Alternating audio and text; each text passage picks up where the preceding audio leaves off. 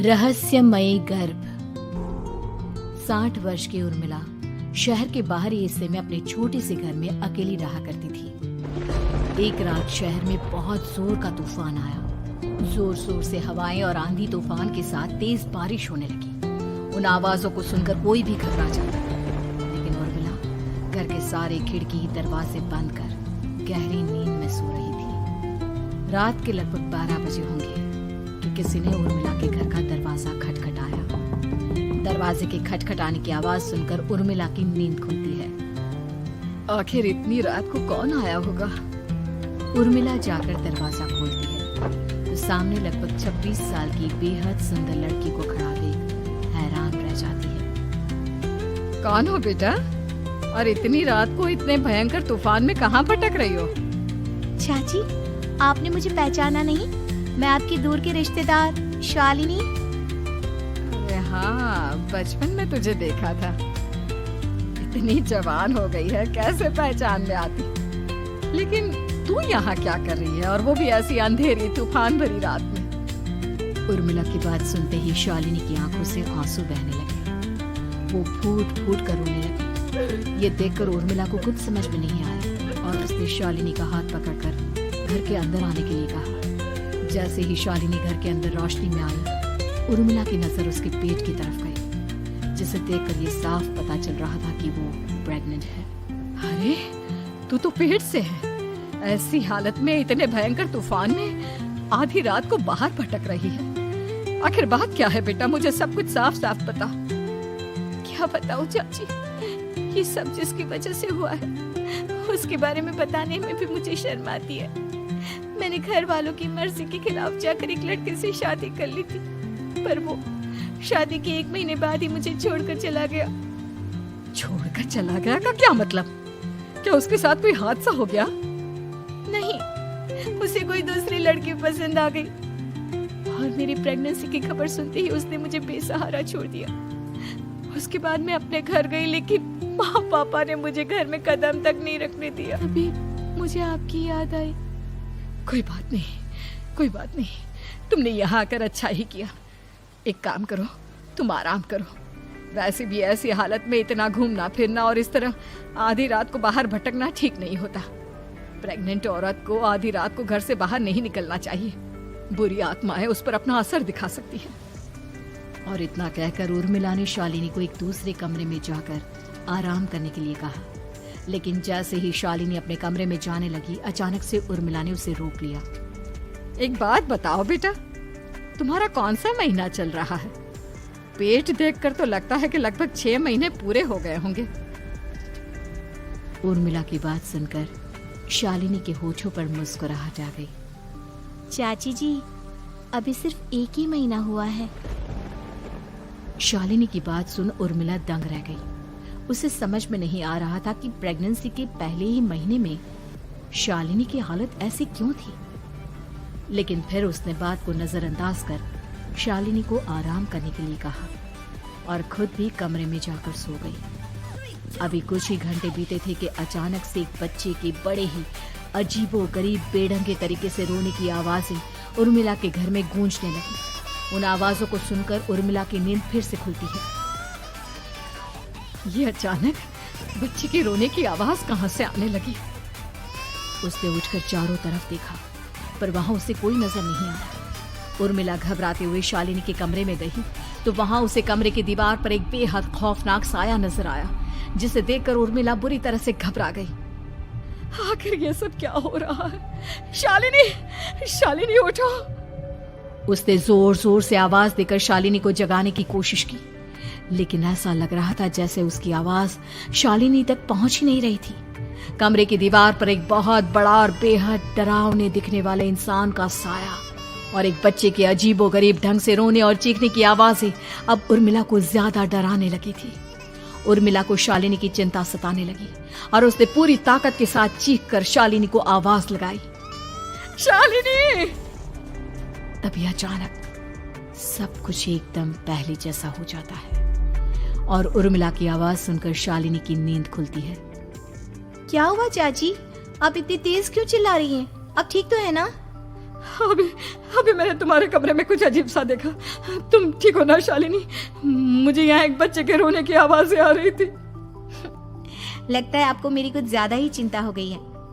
आपने मेरी प्रेगनेंसी के बारे में कुछ ज्यादा ही सोच लिया होगा। मैं एकदम ठीक हूँ, आप आराम से सो जाइए। इतना कहकर शालिनी ने उर्मिला को फिर से अपने कमरे में जाने के लिए कहा और खुद भी जाकर सो गई। पर अब उर्मिला की आंखों से नींद गायब हो चुकी थी। अगली सुबह जब शालिनी उठी तो वो सीधा उर्मिला के पास आई। गुड मॉर्निंग चाची। तभी अचानक उर्मिला की नजर शालिनी के पेट पर पड़ती है, जिस पर नीले रंग से एक अजीब सी आकृति नजर आ रही थी। शालिनी, ये तुम्हारे पेट को क्या हुआ? मैंने इतनी औरतों को देखा है, ऐसा तो किसी के साथ नहीं होता। शालिनी ने जैसे ही अपने पेट की तरफ देखा तो उसे वहां कुछ भी नजर नहीं आया। चाची कुछ भी तो नहीं है, सब कुछ एकदम नॉर्मल है। आपको क्या अजीब लग रहा है? इससे पहले कि उर्मिला उसके सवाल का कोई जवाब देती, अचानक से शालिनी के पेट में जोर जोर से दर्द होने लगा। वो बुरी तरह दर्द से तड़पने लगी। चाची, चाची। ये सब देखकर उर्मिला बहुत घबरा गई। उसने धीरे धीरे शालिनी के पेट को सहलाना शुरू किया, लेकिन शालिनी का दर्द कम नहीं हुआ। उर्मिला जाकर रसोई से पानी का गिलास लेकर आई और शालिनी को पानी पिलाने की कोशिश करने लगी। ले बेटा, पानी पी ले, तुझे आराम मिलेगा। ले ले। नहीं चाची, मुझे बहुत तेज दर्द हो रहा है। अरे थोड़ा पी ले बेटा। जैसे ही उर्मिला ने शालिनी को पानी पिलाया, उसने देखा कि गिलास में बचा पानी का रंग नीला पड़ गया और शालिनी की आंखें अजीब हो गई। उसके पेट पर बच्चे का एक डरावना चेहरा नजर आने लगा। ये सब देखकर उर्मिला की डर से हालत खराब होने लगी, पर तभी शालिनी का दर्द ठीक हो गया। बेटी, अभी तुम्हारा दर्द ठीक है तो ऐसा करो, तुम थोड़ी देर आराम कर लो। शालिनी को आराम करने के लिए कहकर उर्मिला तेज कदमों से चलकर घर से बाहर निकल जाती है और पास ही रहने वाली एक औरत कालिंदी के पास पहुंचती है। अरे उर्मिला बहन, बड़े दिनों बाद दिखाई दी, क्या हुआ? बहुत घबराई हुई सी लग रही हो, सब ठीक तो है ना? क्या बताओ कालिंदी बहन, मेरी एक दूर की रिश्तेदार आई हुई है। वो पेट से है और उसके साथ ना अजीब अजीब चीजें हो रही है। अब उर्मिला सारी बात कालिंदी को बताती है, जिसे सुनने के बाद काले जादू और तंत्र विद्या की माहिर कालिंदी एक ताबीज बनाकर उसे देती है। बहन, मुझे शालिनी पर किसी बुरी आत्मा का साया लगता है। ये ताबीज ले जाओ, आज रात को 12 बजे उसे पहना देना, फिर सब ठीक हो जाएगा। उर्मिला ताबीज लेकर घर वापस आती है और अब आधी रात के होने का इंतजार करने लगती है। जैसे ही आधी रात होती है, वो नींद में सोई शालिनी को ताबीज पहना शांति से अपने कमरे में आकर अपने पलंग पर लेट जाती है। अब सब ठीक हो जाएगा, ये सोचकर उर्मिला शांति की एक सांस ही लेती है कि तभी अचानक उसकी आंखों के सामने कुछ ऐसा आता है जिसे देखकर उर्मिला डर से चीखने लगती है। तुम कौन हो? कौन हो तुम? जाओ यहाँ से, जाओ जाओ यहाँ से।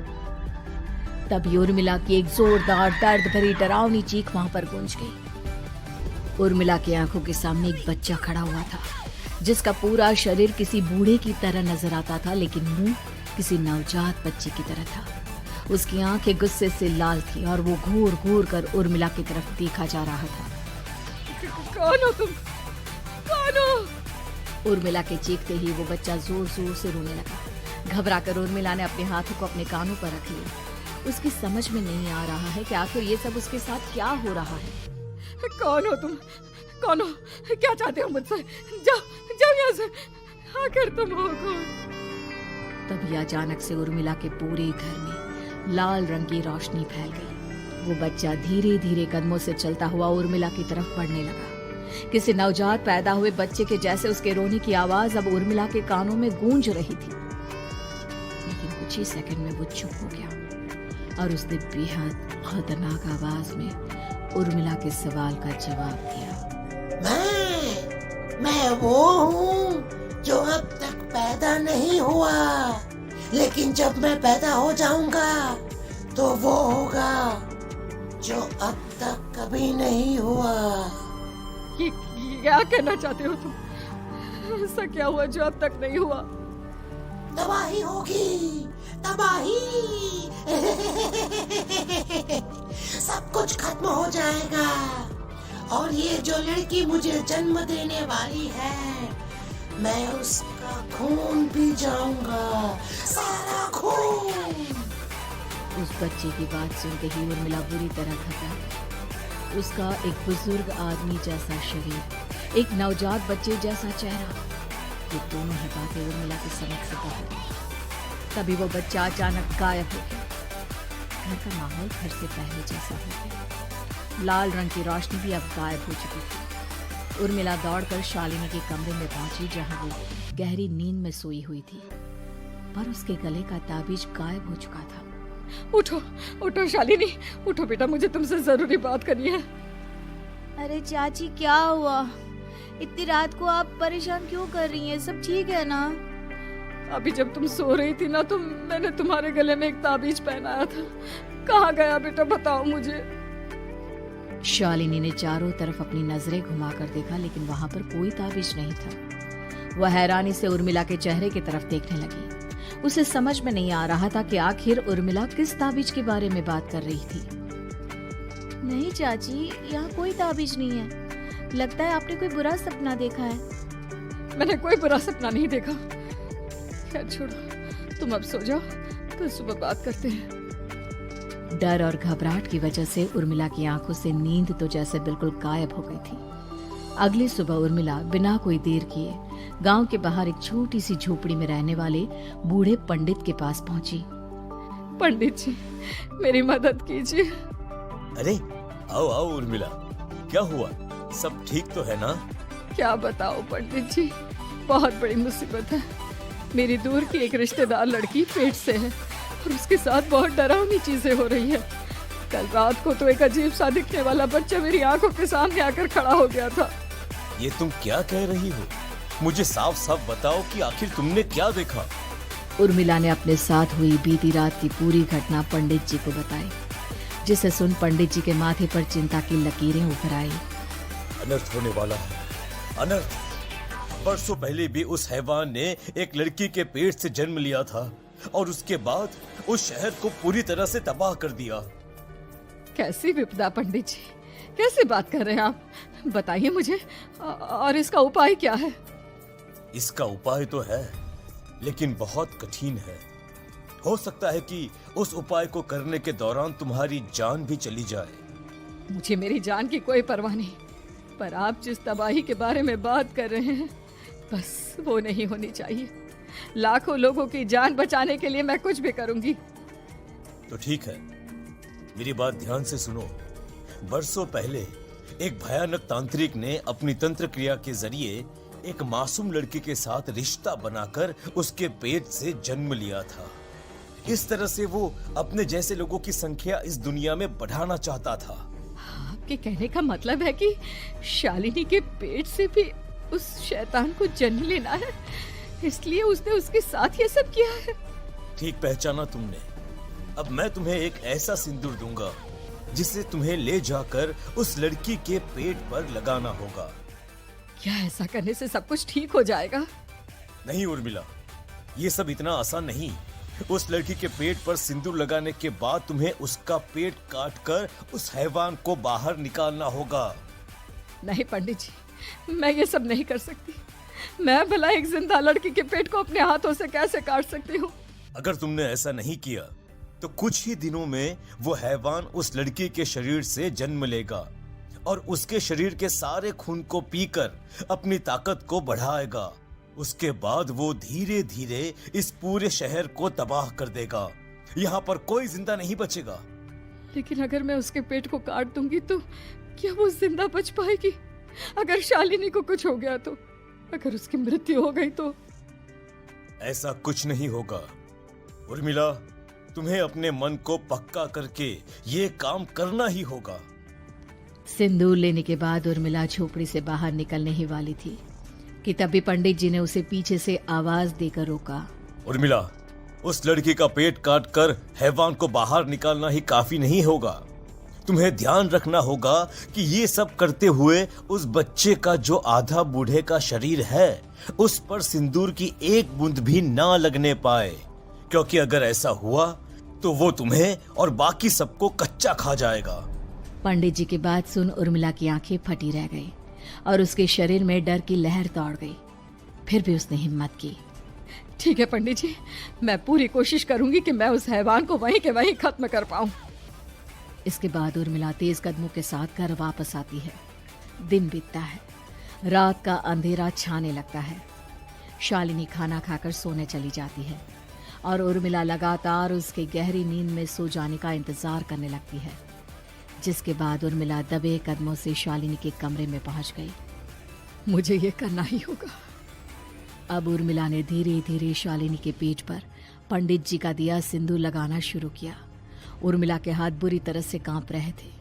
उसके एक हाथ में चाकू था जिससे वो पेट काटने वाली थी।